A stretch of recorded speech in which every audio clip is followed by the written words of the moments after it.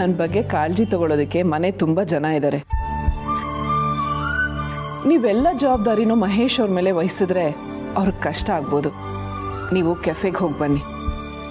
ನನ್ನೆಲ್ಲರೂ ಮನೇಲಿ ಚೆನ್ನಾಗಿ ನೋಡ್ಕೋತಾ ಇದ್ದಾರಲ್ವಾ? ಅದಕ್ಕೆ ಮನೆಯವರೆಲ್ಲ ನಿಮ್ಮನ್ನು ನೋಡ್ಕೊಳ್ಳೋದಕ್ಕೂ ಅಣ್ಣ ನಿಮ್ಮನ್ನು ನೋಡ್ಕೊಳ್ಳೋದಕ್ಕೂ ವ್ಯತ್ಯಾಸ ಇಲ್ವಾ? ತಲೆ ಮೇಲೆ ನೀರು ಹಾಕ್ಕೊಂಡ್ರು ನೆಂದೋಗ್ತೀವಿ, ಮಳೇಲಿ ನಿಂತ್ಕೊಂಡ್ರು ನೆಂದೋಗ್ತೀವಿ. ಆದರೆ ಮಳೆಯಲ್ಲಿ ನೀವು ಖುಷಿನೇ ಬೇರೆ ಅಲ್ವಾ?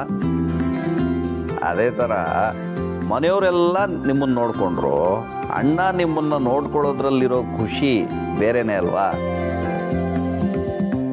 ಕೆಫೆ ಜವಾಬ್ದಾರಿಗಳು ನನಗೆ ಕಷ್ಟ ಅಲ್ಲ. ಅದಕ್ಕೆ ನನಗೆ ನೀವಿಬ್ಬರು ಖುಷಿಯಾಗಿರೋದನ್ನ ನೋಡೋದಕ್ಕೆ ಇಷ್ಟ.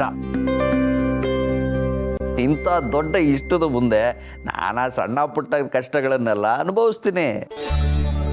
ನೀವಿಬ್ರು ಖುಷಿಯಾಗಿದ್ರೆ ಈ ಮನೆಯಲ್ಲಿ ಸಂತೋಷ ತುಂಬು ತುಳುಕಾಡಿ ಈ ಮನೆ ನಂದಗೋಕುಲ ಆಗಿರುತ್ತೆ.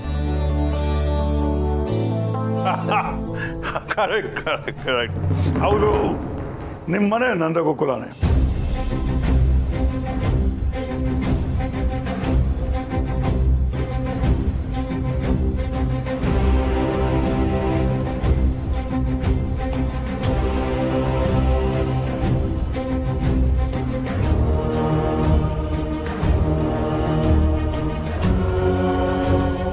ಯಾಕೆ ಎಲ್ಲರೂ ನನ್ನ ಹಾಗೆ ನೋಡ್ತಿದ್ದೀರಾ?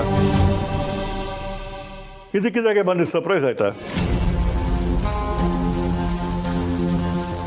ಅನ್ಸಲ್ವಾ? ಮತ್ತೆ ಬೇಸಿಗೆ ಕಾಲದಲ್ಲಿ ದಿಢೀರಂತ ಗುಡುಗು ಸಿಡ್ಲು ಬಂದ್ರೆ ಎಂಥವ್ರಿಗೂ ಆಶ್ಚರ್ಯ ಆಗಲ್ವಾ? ನಿಮಗೆ ಆಶ್ಚರ್ಯ ಆಗಲಿ ಅಂತಾನೆ ನಾ ಇದ್ದಕ್ಕಿದ್ದಾಗ ಬಂದಿದ್ದು. ನೀವು ಬಂದಿದ್ದ ಆಶ್ಚರ್ಯಕ್ಕಿಂತ ಹೆಚ್ಚಾಗಿ ಸಂತೋಷ ಆಯಿತು.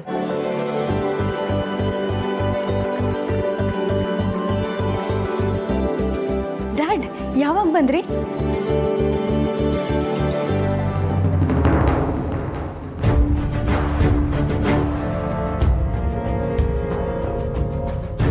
ಏನಮ್ಮ ಅಲ್ಲೇ ನಿಂತುಬಿಟ್ಟೆ? ಏನಿಲ್ಲ. ಏನು ಇದ್ದಕ್ಕಿದ್ದ ಹಾಗೆ ಇಲ್ಲಿವರೆಗೂ? ನಿನ್ನ ನೋಡೋಕ್ಕೆ ಬಂದಿರೋದು. ತುಳಸಿಯವರೇ, ನಿಮ್ಮ ಹತ್ರ ಸ್ವಲ್ಪ ಮಾತಾಡಬೇಕು.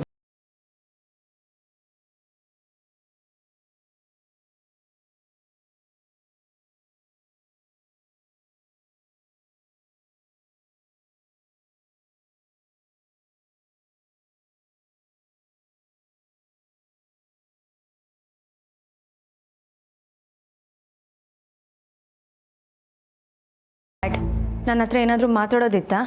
ಹಾಗೇನಿಲ್ಲ. ನಿನಗೆ ಅಪ್ಪ ಅಮ್ಮ ಇದ್ರೂ ಕೂಡ ಅವರಿಂದ ದೂರ ಆಗಿದೆಯಾ?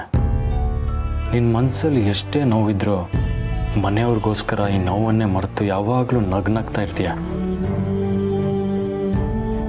ಮನೆಯವ್ರು ಎಲ್ಲರೂ ಸಂತೋಷವಾಗಿರಬೇಕು ಅಂತ ಬಯಸ್ತೀಯ, ಆದರೆ ನಿನ್ನ ಸಂತೋಷದ ಬಗ್ಗೆ ಯೋಚನೆನೂ ಮಾಡಲ್ಲ. ಎಷ್ಟು ಒಳ್ಳೆ ಹುಡುಗಿ ಪುಣ್ಯ ನೀನು. ನಿನ್ನಂಥವನ್ನ ಪಡೆಯೋಕ್ಕೆ ನಾನು ಪುಣ್ಯ ಮಾಡಿದ್ದೆ. ನೀನು ಯಾವಾಗಲೂ ಖುಷಿಯಾಗಿ ಇಟ್ಕೋತೀನಿ ಪುಣ್ಯ.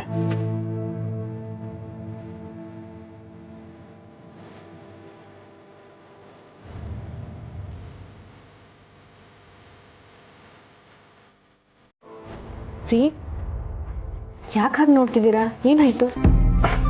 ಏನಿಲ್ಲ, ಆಗ್ಲಿಂದ ನೀನು ಒಬ್ಬಳೇ ಕೆಲಸ ಮಾಡ್ತಿದ್ಯಲ್ಲ, ನಾನು ಸ್ವಲ್ಪ ಹೆಲ್ಪ್ ಮಾಡೋಣ ಅಂತ.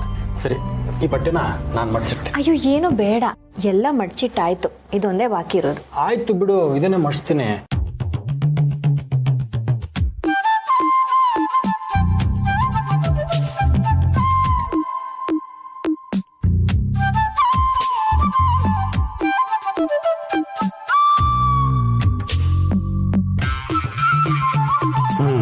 ತಗೋ. ಸಾಹೇಬ್ರು ಹೆಲ್ಪ್ ಮಾಡಿದ್ ಸಾಕು. ನೀವು ಆಫೀಸ್ಗೆ ಹೋಗಲ್ವಾ? ತಮ್ಮಂದಿರು ಬಿಟ್ಟು ಹೋದ್ರು ಅಂತ ಮನೇಲೇ ಇರೋ ಹಾಗಿದೆ. ನಾನು ಮನೇಲಿರಬೇಕು ಅಂತ ನಿನ್ಗೆ ಆಸೆ ಇಲ್ವಾ? ಆಸೆ ಇದ್ರೂ ಹೇಳ್ಕೊಳಾಗಿಲ್ಲ. ಕೆಲಸನೂ ಮುಖ್ಯ ಅಲ್ವಾ? ನನಗೆ ಕೆಲಸಕ್ಕಿಂತ ನೀನೇ ಮುಖ್ಯ. ಇವತ್ತು ಆಫೀಸಲ್ಲಿ ಅಷ್ಟೇನು ಕೆಲಸ ಇಲ್ಲ, ಒಂದೇ ಒಂದು ಮೀಟಿಂಗ್ ಇದೆ, ಅದನ್ನು ಅಭಿ ನೋಡ್ಕೋತಾನೆ. ಈಗ ನೀನು ಆಸೆ ಪಡೋ ಹಾಗೆ ಇವತ್ತು ಪೂರ್ತಿ ದಿನ ನಾನು ನಿನ್ನ ಜೊತೆನೇ ಇದ್ಬಿಡ್ತೀನಿ. ಹೇಳು, ನಾನು ನಿನ್ಗೆ ಏನೇನು ಸಹಾಯ ಮಾಡಲಿ? ನೀವು ಸಹಾಯ ಮಾಡೋದಾ? ಅಯ್ಯೋ, ನೀವು ಸಹಾಯ ಮಾಡಿದ್ ನೋಡಿದ್ನಲ್ಲ. ನಿಮ್ಮಿಂದ ಸಹಾಯ ತಗೊಳ್ಳೋದು ಮತ್ತೆ ಆ ಕೆಲಸನೆಲ್ಲ ನಾನು ಸರಿ ಮಾಡೋ ಅಷ್ಟರಲ್ಲಿ ಇಡೀ ದಿನ ಆಗೋಗುತ್ತೆ. ಸರಿ, ಹಾಗಾದ್ರೆ ನಾವಿಬ್ರು ಎಲ್ಲಾದ್ರೂ ಆಚೆ ಹೋಗೋಣ. ಒಳ್ಳೆ ಮೂವಿ ನೋಡೋಣ, ಒಳ್ಳೆ ರೆಸ್ಟೋರೆಂಟ್ಗೆ ಹೋಗೋಣ, ಆರಾಮಾಗಿ ಸುತ್ತಾಡ್ಕೊ ಬರೋಣ. ಅದೆಲ್ಲ ಏನು ಬೇಡ, ಮನೇಲೆ ರುಚಿ ರುಚಿಯಾಗಿ ಅಡುಗೆ ಮಾಡ್ತೀನಿ, ಇಲ್ಲೇ ಊಟ ಮಾಡೋಣ. ನೀನು ಅಡುಗೆ ಮಾಡೋದು ಯಾವಾಗಲೂ ಇದ್ದಿದ್ದೆ. ಫಾರ್ ಎ ಚೇಂಜ್ ಇವತ್ತು ಆಚೆ ಹೋಗೋಣ. ಗಂಡಿನ ಜೊತೆ ಸುತ್ತಾಡಬೇಕು ಅಂತ ಅನ್ಸಲ್ವಾ ನಿನಗೆ?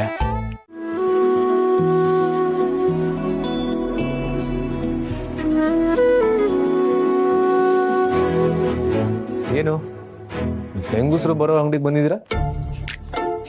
ಅಲ್ಲೇನಾದ್ರೂ ಬೋರ್ಡ್ ಹಾಕಿದಾರ ಬರೀ ಹೆಂಗಸರ ಮಾತ್ರ ಬರಬೇಕು ಅಂತ? ಏನ್ರಿ ನಿಮ್ಮ ಅಂಗಡಿಗೆ ಯಾರು ಗಂಡಸರು ಹೆಣ್ಣು ತಗೊಳಕ್ ಬರೋದೇ ಇಲ್ವಾ? ಹಂಗೇನಿಲ್ಲ ಸರ್, ಅವರು ಬರ್ತಾರೆ. ಅವ್ರ ಹೆಂಡತಿಗೆ, ಅಕ್ಕಂಗೆ, ತಂಗಿಗೆ ಏನಾದ್ರೂ ತಗೋಬೇಕು ಅನ್ಸಿದ್ರೆ ಗಂಡಸರು ಬರ್ತಾರೆ. ಹೌದಾ? ಯಾರಿಗೆ ಏನ್ ತಗೊಳಕ್ ಬಂದಿದ್ದೀರಾ? ಸರ್ ಅಂದಂಗೆ ಬಳೆ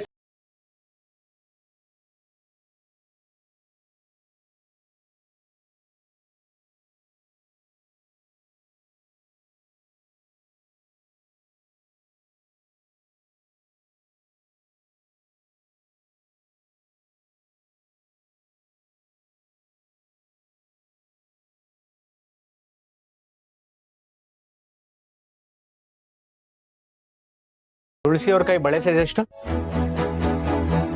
ಅಮ್ಮನ್ ಕೈ ಬಳೆ ಸೈಜು 2-6. ಯಾಕೆ? ಸರ್ ಬಳೆ ಸೈಜು 2-6, ಆ ಸೈಜ್ ಬಳೆಗಳು ಕೊಡಿ. ಹಾ ಸರಿ ಸರ್. ಏನು ನಮ್ಮ ಅಮ್ಮಂಗೋಸ್ಕರ ಬಳೆ ತಗೋತಾ ಇದ್ದೀರಾ? ಇದು ಅವ್ರಿಗಲ್ಲ, ಬೇರೆ ಯಾರಿಗೋ ಕೊಡೋದಕ್ಕೆ. ಮತ್ತೆ ಅಮ್ಮನ್ ಕೈ ಸೈಜ್ ಯಾಕೆ? ಇನ್ನ ತಲಹಟೆ ಮಾಡಬೇಡ. ಅದು ನಾನು ಅವ್ರ ತರನೇ ಇರೋ ಬೇರೆ ಯಾರಿಗೋ ಈ ಬಳೆಗಳನ್ನ ತಗೊಂಡ್ ಹೋಗ್ತಿದ್ದೀನಿ. ಇದೆಲ್ಲ ನಿನಗೆ ಯಾಕೆ?